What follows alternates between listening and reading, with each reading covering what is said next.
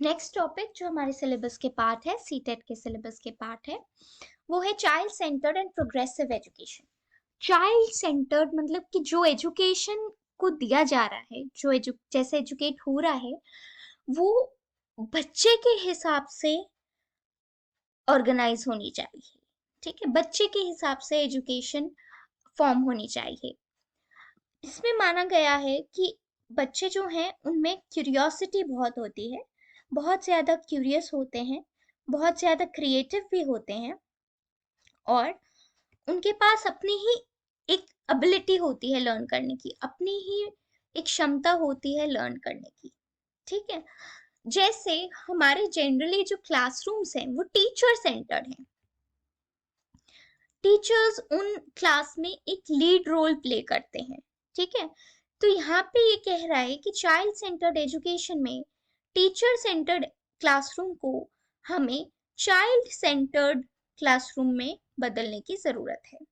ठीक है, हमें बच्चों को लेकर बच्चों को सेंटर बनाना चाहिए क्लासरूम का,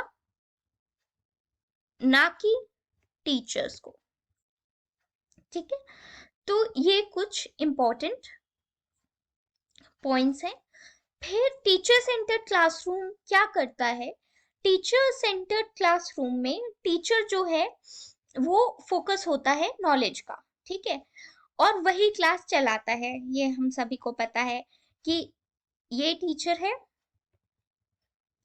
और ये मेन रोल प्ले करता है क्लास में।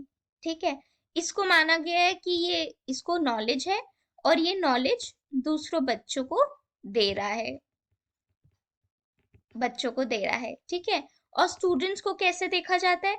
स्टूडेंट्स को ऐसे देखा जाता है कि वो खाली वेसल्स हैं जिन पे पानी, जिनको भरना है ज्ञान से, नॉलेज से। ठीक है, तो ये टीचर सेंटर्ड क्लासरूम करता है कि बच्चों को एक खाली डब्बे की तरह देखा जाता है, खाली यूटेंसिल की तरह देखा जाता है जिसमें उनको ज्ञान भरना है। ठीक है, तो ये टीचर सेंटर्ड क्लासरूम होता है। चाइल्ड सेंटर्ड एजुकेशन क्या होती है? वो बच्चे की लाइफ और बच्चे के एक्सपीरियंसेस को लेकर चलते हैं। ठीक है, वो कहते हैं कि बच्चों को एजुकेशन का सेंटर बनाइए, ना कि टीचर को। ठीक है, ऐसी आप अपॉर्चुनिटीज दीजिए, बच्चे को ऐसी अपॉर्चुनिटीज दीजिए ताकि बच्चा सीख पाए। ठीक है, ताकि बच्चा स्किल लर्न कर पाए। ठीक है, और उस बच्चे को सपोर्ट किया जाए। जो बच्चे की है उसकी इंडिविजुअल आइडेंटिटी है, एक इंडिविजुअल आइडेंटिटी रहती है। ठीक है, तो इसके लिए उन्हें इंस्ट्रक्शंस देनी चाहिए। हर बच्चे के हिसाब से आपको जो इंस्ट्रक्शन है उसको मॉडिफाई करना चाहिए। अगर बच्चा ज्यादा जल्दी सीखने वाला है तो कम इंस्ट्रक्शंस दीजिए, अगर थोड़ा धीरे सीखने वाला है तो ज्यादा इंस्ट्रक्शंस दीजिए। ठीक है, तो हर बच्चे की एक अपनी सीखने की क्षमता होती है, एक इंडिविजुअल इंडिविजुअलिटी होती है, यूनिकनेस होती है, यूनिक कैपेसिटी होती है, यूनिक क्षमता होती है। तो उसके हिसाब से इंस्ट्रक्शन को हमें हर बच्चे के हिसाब से मॉडिफाई करना चाहिए। फिर क्या क्वालिटी है एक प्रोग्रेसिव स्कूल के लिए? ठीक है, प्रोग्रेसिव एजुकेशन जो है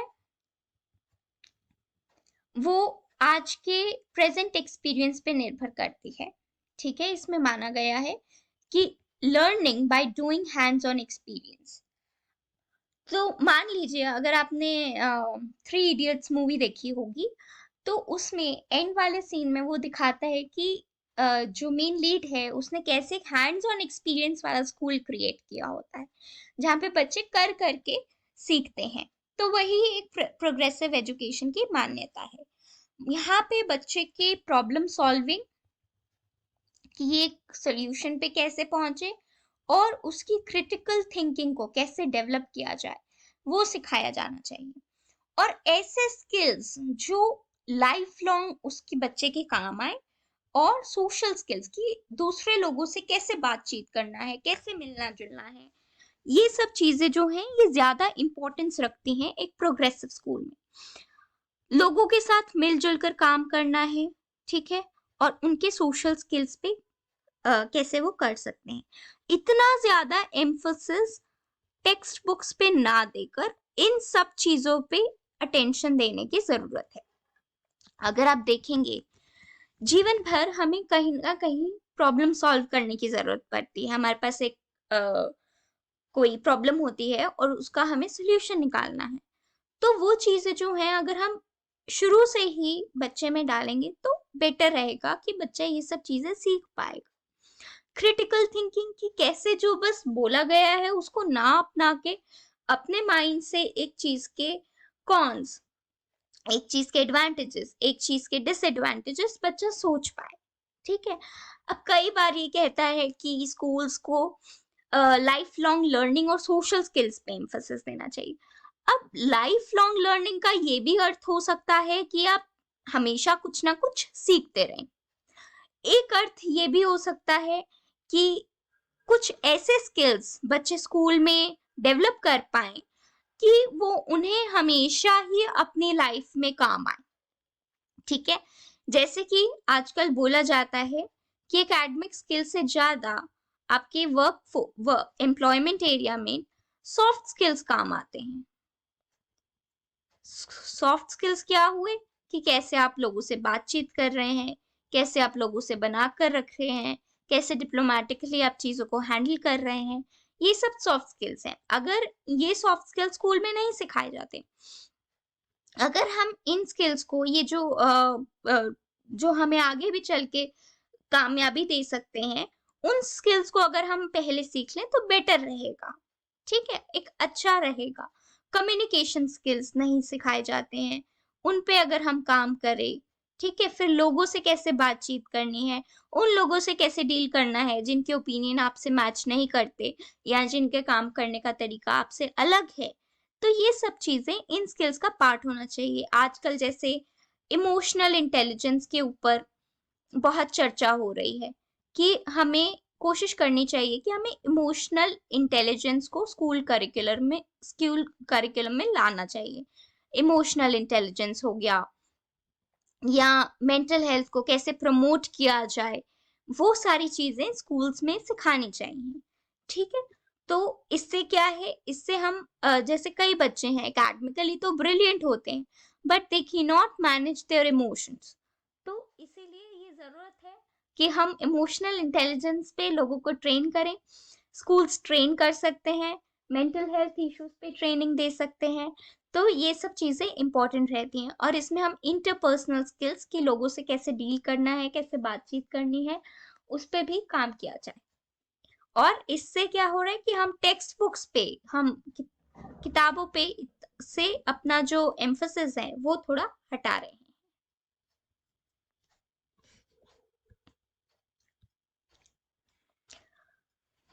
अब कई ऑथर्स हैं, कई एजुकेशनिस्ट हैं जिन्होंने बताया है, अपना ओपिनियन दिया है कि प्रोग्रेसिव एजुकेशन क्या है। उसमें से सबसे पहले हैं जॉन ड्यूई। इनको फादर ऑफ प्रोग्रेसिव एजुकेशन भी कहा जाता है। इन्होंने एक स्कूल बनाया शिकागो में जिसमें इन्होंने लर्निंग बाय डूइंग को प्रमोट किया कि आप कर करके चीजें सीखें। ड्यूई ने इस बात पे भी एम्फोसिस दिया कि एक डेमोक्रेटिक रिलेशनशिप क्लास में रहे। एक बच्चे के दिमाग में क्या चल रहा है, एक बच्चे के दिल में क्या चल रहा है, इन सब बातों का ध्यान रखा जाए। और टीचर सेंटर से हम लर्नर सेंटर्ड अप्रोच में कि हम बच्चे की कैपेसिटीज को, की यूनिकनेस को ध्यान में रखते हुए हम लर्निंग बेस करें। ठीक है। रूसो नेक्स्ट एजुकेशनिस्ट है। इन्होंने बताया कि child is not an evil. ठीक है। Child are pure souls, they are innocence and they are good. बच्चे अपने आप में अच्छे होते हैं, प्योर होते हैं और इनोसेंट होते हैं। ठीक है। तो जो बच्चों की डेवलपमेंटल, जो उनकी डेवलप मानसिक क्षमता है उसके के बाहर सिखाएंगे तो वो चीजें नहीं सिखानी चाहिए। वही चीजों पे ज्ञान देना चाहिए या वही चीजें सिखानी चाहिए जो उनकी क्षमता में है। ठीक है। फ्रीडरिक फ्रोबेल एक और एजुकेशनिस्ट है जिन्होंने किंडरगार्टन एस्टैब्लिश किया जर्मनी में, जहां पे छोटे बच्चे बढ़ सकते हैं और अच्छे से खेल सकते हैं। ठीक है। तो इन्होंने कहा कि प्ले एक ऐसा मेथड है, प्ले के द्वारा अगर हम सीखेंगे तो वो एक ऐसा मेथड है जिसमें बच्चे अपना जो अंदर का रूप है उसको बाहर ला सकेंगे। ठीक है। इन्होंने प्ले वे मेथड पे बहुत एम्फोसिस किया कि we are learning by playing, हम खेलते खेलते सीख रहे हैं। ठीक है। किंडरगार्टन टीचर्स हैं वो, उनको बहुत ज्यादा एजुकेशन चाहिए डेवलपमेंटल स्टेजेस के बारे में, क्योंकि ये जो चीजें हैं ये फाउंडेशन ले करता है। तो इसमें ये भी नहीं होना चाहिए कि आप बच्चे को बहुत ज्यादा ओवर स्टिमुलेट कर रहे हैं, यानी कि बहुत सारी चीजें बता रहे हैं, होमवर्क भी इतना सारा दे रहे हैं, सब कुछ कर रहे हैं, वो चीजें नहीं होनी चाहिए। यहाँ पे बच्चों के हिसाब से जितना वो कर पाए, थोड़ा थोड़ा जितना भी वो कर पाए, वो चीजें करने की जरूरत है।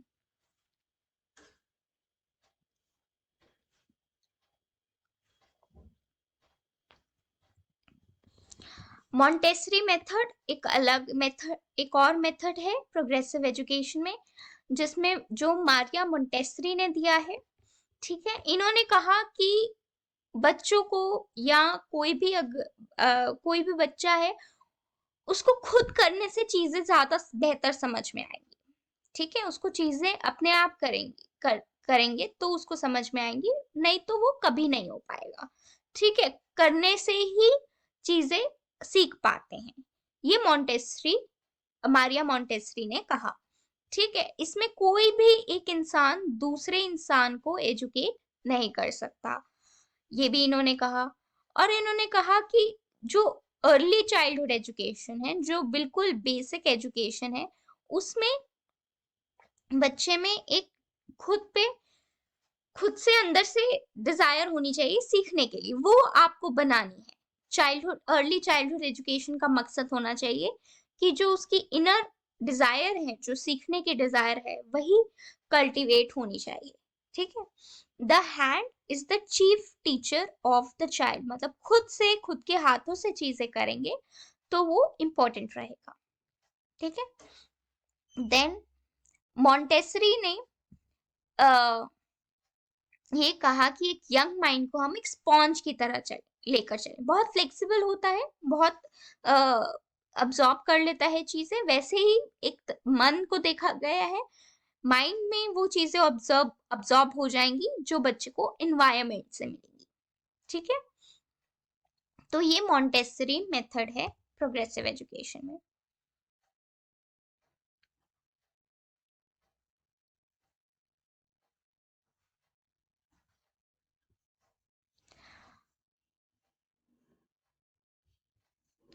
इसमें bipolar and tripolar process of education की बात की गई है। बाइपोलर मतलब 2 और ट्राइपोलर मतलब 3, 3 तरीके, और बाइपोलर मतलब 2 तरीके। यहाँ पे एवोल्यूशन ऑफ एजुकेशन थ्योरी, जब एजुकेशन की थ्योरी आई तब उन्होंने कहा कि ये 2 वे प्रोसेस है, 2 प्रोसेस है। इसमें एक एक्ट करता है दूसरे पर ताकि दूसरा डेवलप कर सके। ठीक है। दूसरा बढ़ सके। इसमें एजुकेशन में 2 लोगों को माना गया है, एक जो है टीचर है और एक जो है स्टूडेंट है। और एक टीचर को एजुकेटर भी बोला गया है, और दूसरे को एजुकैंड भी, सीखने वाले को एजुकैंड बोला गया है। ठीक है। टीचर जो है वो मॉडिफाई करता है डेवलपमेंट, सिर्फ स्किल्स और नॉलेज बता कर नहीं, बट अपना डायरेक्ट इन्फ्लुएंस बच्चों की पर्सनालिटी पे देकर। ठीक है। कई बार आपने देखा होगा कि हम अपने प्रोग्रेस में किसी ना किसी एक टीचर को या 2 टीचर्स को एक इम्पोर्टेंट प्लेस देते हैं कि दे हैव शेप्ड अस, इन्होंने हमें बनाया है। तो वही बात इसमें हो रही है कि वो डायरेक्ट इन्फ्लुएंस टीचर्स नॉलेज और स्किल्स के अलावा अपना डायरेक्ट इन्फ्लुएंस जैसे वो हैं वो बच्चों पे, बच्चों की पर्सनालिटी पे, बच्चों के स्किल्स पे, बच्चों के व्यक्तित्व पे डालते हैं। ठीक है, तो ये एक मॉडल है कि इसमें एक टीचर है, एक करिकुलम है और एक स्टूडेंट है, और ये टीचिंग प्रोसेस है। टीचिंग प्रोसेस इन तीनों चीजों से मिलकर क्रिएट हो रहा है। 3 टाइप्स ऑफ एजुकेशन की बात की गई है, informal, formal, non formal. Informal में हो गया कि आपके फैमिली ही आपको पढ़ा रही है, आपके रेडियोज में जो आ रहा है, या प्रेस में आ रहा है, या चर्च में आप ले रहे हैं, ग्रहण कर रहे हैं, गुरुद्वारे में ग्रहण कर रहे हैं नॉलेज, तो ये इनफॉर्मल नॉलेज है, इनफॉर्मल एजुकेशन है, सॉरी। ठीक है, तो इनफॉर्मल एजुकेशन का अगर हम एग्जाम्पल देखें तो अगर आपने पिक्चर देखी होगी कोई मिल गया, उसमें ऋतिक रोशन को उसकी दादी ही पढ़ाती है। ठीक है, तो वो एक तरह से इनफॉर्मल एजुकेशन है, वो कभी फॉर्मल एजुकेशन में नहीं गया, स्कूल में गया तो नहीं वहां पे फिट हो पाया। ठीक है, तो जो इनफॉर्मल एजुकेशन है वो आपके घर में क्रिएट होगी, घर से आएगी आपकी। फिर एक फॉर्मल एजुकेशन है जो आप किसी एजुकेशनल इंस्टीट्यूट में जाकर लेते हैं, जैसे स्कूल में लिया या कॉलेज में लिया, तो वो एक फॉर्मल एजुकेशन है कि आपका सब कुछ वहां पे स्ट्रक्चर वगैरह सब डिफाइंड होता है। नॉन फॉर्मल एजुकेशन हो गई, जैसे अब आजकल ऑनलाइन कोर्सेज चल रहे हैं, तो ये एक तरह से नॉन फॉर्मल एजुकेशन है। डिस्टेंस एजुकेशन प्रोग्राम्स हैं कि आपने घर बैठे ही एक डिग्री प्राप्त कर ली किसी यूनिवर्सिटी से, या ऑन द जॉब आप कर रहे हैं, वहीं पे आपको ट्रेनिंग मिल रही है, तो ये नॉन फॉर्मल एजुकेशन है। ठीक है, ओपन यूनिवर्सिटी से आप कोई कोर्स कर रहे हैं, डिस्टेंस एजुकेशन से आप कुछ कोर्स कर रहे हैं, ये सब नॉन फॉर्मल है। आज जैसे massive open online learning courses हैं, एनपीटीईएल के कोर्सेज हैं, ये सारे कोर्सेज जो हैं ये नॉन फॉर्मल एजुकेशन में आ सकते हैं। ठीक है, तो यही है चाइल्ड सेंटर्ड और प्रोग्रेसिव एजुकेशन के टॉपिक्स पे। Okay, thank you.